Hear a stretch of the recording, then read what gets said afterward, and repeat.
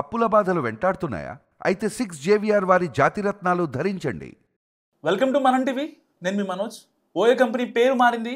OYO మాతృ సంస్థ ఒరావెల్ stays తన పేరును ప్రిజంగా మార్చుకుంది. ప్రిజం అయితే ఒక బ్రాండ్గా ఓయో పేరు మాత్రం కొనసాగుతుందని కంపెనీ వెల్లడించింది.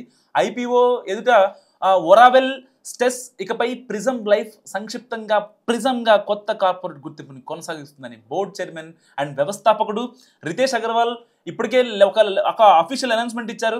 సో ఈ పేరు కంపెనీ నిర్వహిస్తున్న అన్ని వ్యాపారాలకు పేరోల్ కంపెనీగా ఉంటుందని కూడా ఆయన తెలిపారు.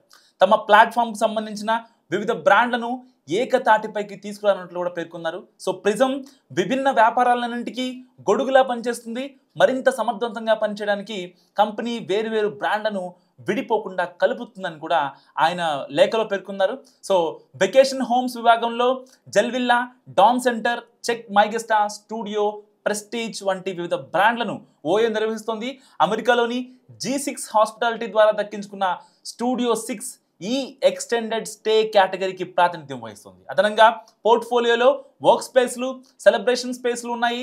ఆర్టిఫిషియల్ ఇంటెలిజెన్స్ ఆధారిత భాగస్వామ్య సాధనాలు, ఇంకా డేటా సైన్స్ ప్లాట్ఫామ్లతో సహా ఆతిథ్య సాంకేతిక పరిష్కారాలను కూడా ఈ గ్రూప్ అందిస్తుంది.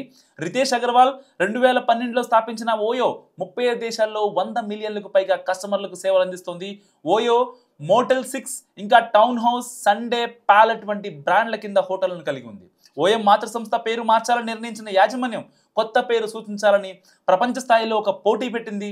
ఇందులో 6,000కు పైగా వచ్చిన సూచనల్లో నుంచి ప్రిజం పేరును ఎంపిక చేశారు.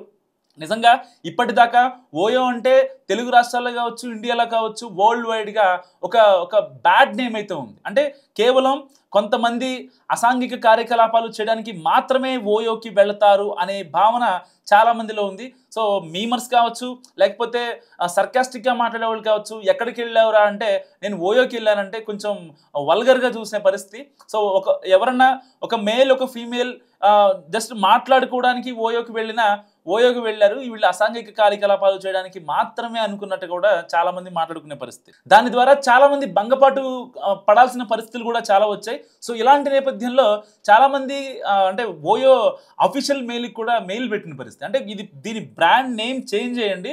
సో చాలా మంది దీని మీద ఉన్న ఇది మొత్తం పోయింది జనాలకి. ఓయో అంటే కేవలం అలాంటి పనులకే ఉపయోగిస్తున్నారనే ఒక భావన ప్రజల్లో నెలకొంది. కాబట్టి మీ బ్రాండ్ వాల్యూ ఇంకా పెరగాలి అంటే దీన్ని పేరు మార్చినట్టు కూడా కంపెనీకి ఎవరైతే పై స్థాయి అఫీషియల్స్ ఉంటారో వాళ్ళకి మెయిల్స్ ఇచ్చిన పరిస్థితి. సో ఇలాంటి నేపథ్యంలో ఫైనల్గా ఓయో పేరు మార్చి ప్రిజంగా పెట్టారు. సో అఫీషియల్స్ మరి ఈ ప్రిజం జనాల్లోకి ఎలా వెళ్తుంది, పాజిటివ్గా వెళ్తుందా, నెగిటివ్ వెళ్తుందా చూడాలి మరి. సో ఈ వీడియో గురించి మీరేమనుకుంటున్నారో కామెంట్ రూపంలో చెప్పండి. చూస్తూనే ఉండండి మనం టీవీ.